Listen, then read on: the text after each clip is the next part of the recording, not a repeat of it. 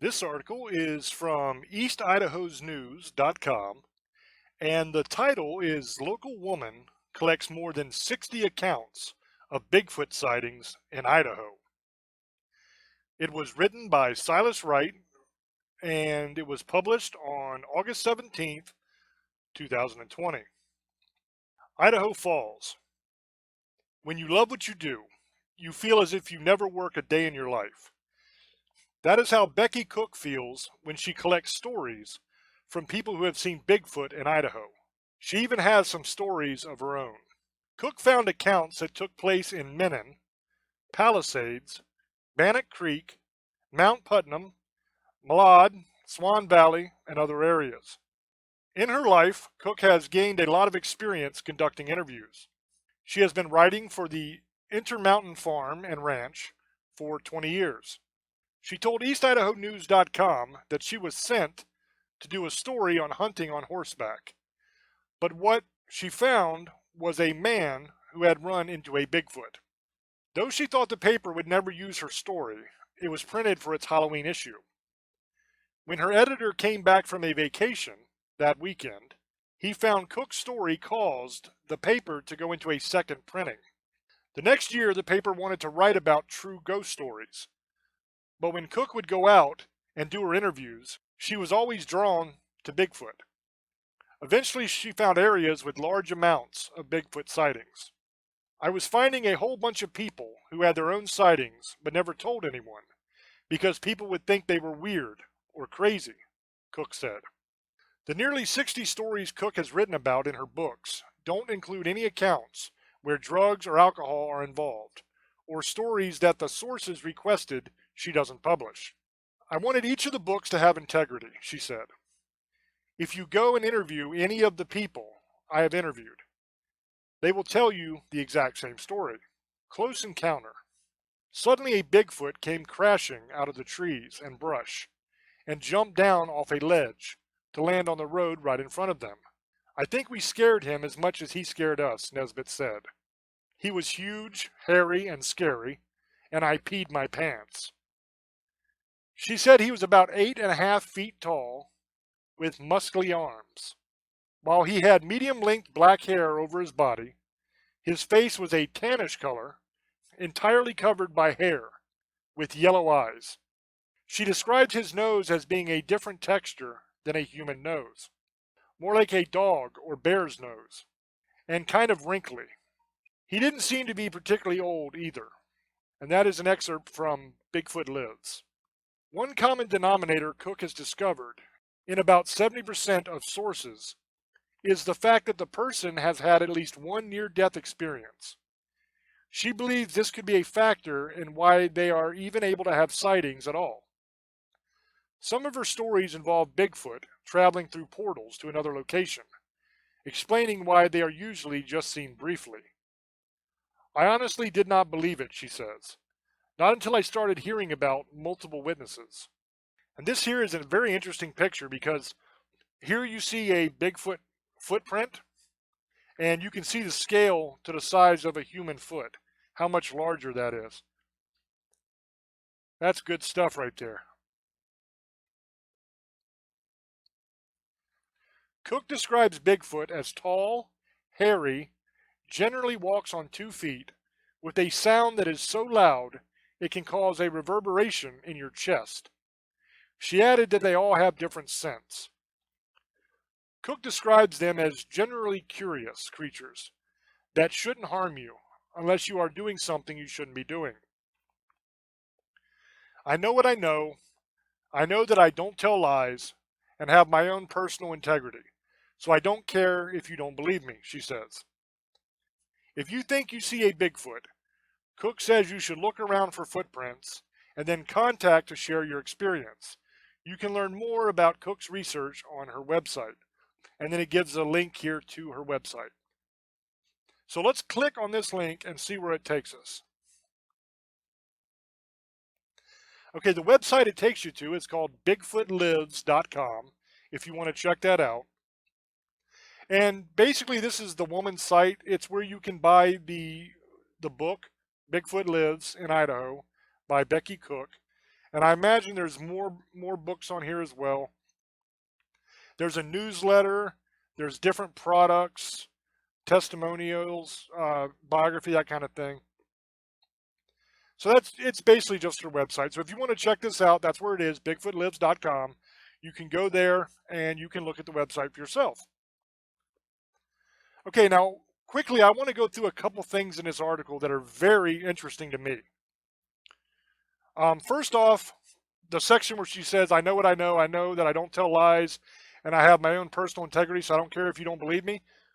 That tells me right away that she's had a bunch of people tell her she's full of crap.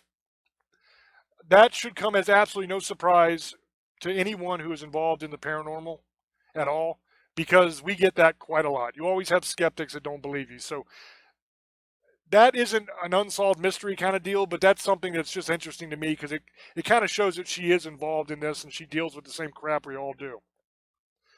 Another thing I really want to talk about here is the thing she says here, where she says one common denominator Cook has discovered in about 70% of sources is the fact that the person has had at least one near-death experience. She believes this could be a factor in why they are even able to have sightings at all. That's very interesting to me because I have seen Bigfoot myself. I've had my own Bigfoot sighting, and I 100% know it was a Bigfoot. And I have also died. I didn't have a near-death experience. I had a death experience, an after-death experience. If you haven't heard that story yet, you can find that story in the episode of Staring into the Abyss that I did on the true stories from people that went to hell. And also I did a separate video with just that story in it as well, if you wanted to see that. It's called The Day of My Death or The Day I Died or something like that. It's also on here on the channel. So for me, I have had a death experience. I died. And I have seen Bigfoot. So that rings true for me. I don't know if everybody who sees Bigfoot has had death experiences or near-death experiences.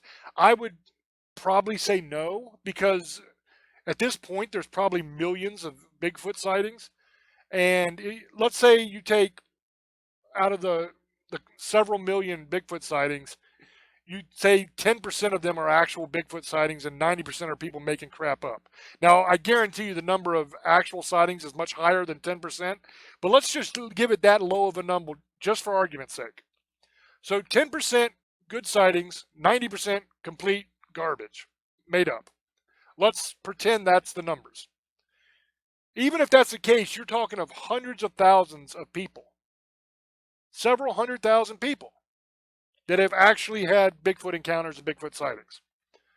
So if that is the case, what are the odds that all of those people have had death experiences or near-death experiences? I would say probably not too good. I would imagine that there are a lot of people that have seen Bigfoot that have never died. If you have seen Bigfoot, if you've had your own Bigfoot sighting or experience, let me know down in the comments of this video if you've also had a near-death or an after-death experience. It'd be very interesting to find out.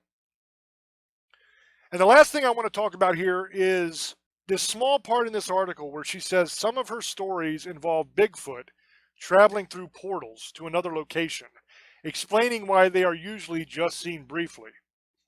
It's a very small part of the article, but it's a very profound statement to make.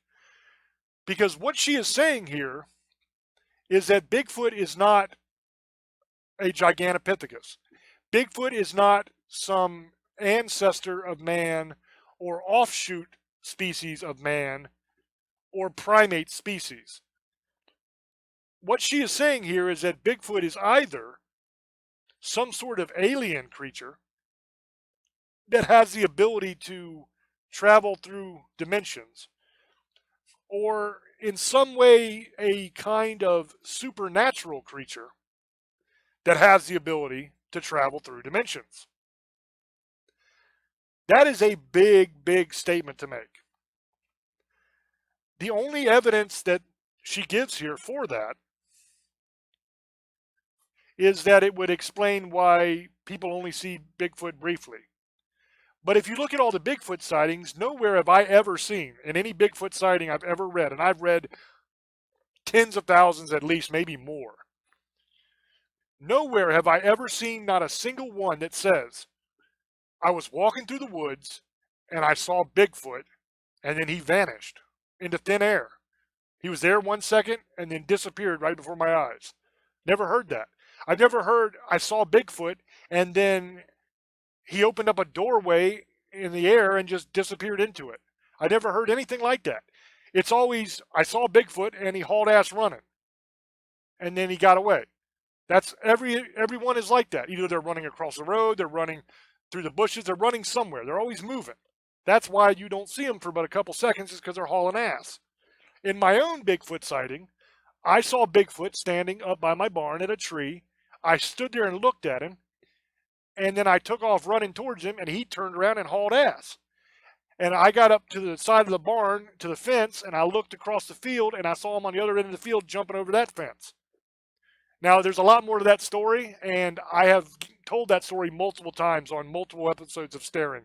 So pretty much any episode of Staring that we've done on Bigfoot, chances are that story is probably in there somewhere. So if you want to hear the full detailed story, you can find it there. But in my own encounter, Bigfoot just hauled ass. So I don't put much stock in that theory. I don't think it's true. I don't believe that Bigfoot is an alien. I don't believe Bigfoot is some supernatural creature. I believe Bigfoot is Gigantopithecus. That fits. To me, that fits. All the evidence I've seen, all the evidence I've read, that fits it, is that it is Gigantopithecus. It did not go extinct. It is still around in small numbers, and it's hiding out so we can't find it. To me, that makes sense. Let me know down in the comments of this video, what do you think about that theory of Bigfoot being a supernatural creature or an alien creature that can open dimensional portals and escape that way? Do you think that is complete hogwash, or do you think there might be something to that? And if you think there might be something to that, why do you think that? I would be interested to know. I'm not challenging you. I'm not saying you're wrong. I would just like to hear your point of view on it, and maybe you'll change my mind. Because to me, it just doesn't make sense. But we'll see. But anyway, that is the end of this article. I hope that you enjoyed this. If you did, please hit the like button, subscribe, all that jazz. And make sure you catch Staring into the Abyss. It's on the channel every week. Usually Saturday or Sunday I put it up. The show itself airs on the radio on Sunday nights at midnight Eastern Time on ParaX and all the affiliates. It goes to like 39 or 40 countries around the world. It's all over the damn place. But that's the home base is ParaX right now. So check out the show, and thank you for watching. And until I speak to you again, love many, trust few, and do harm to none. God loves you, and so do I. Bye-bye.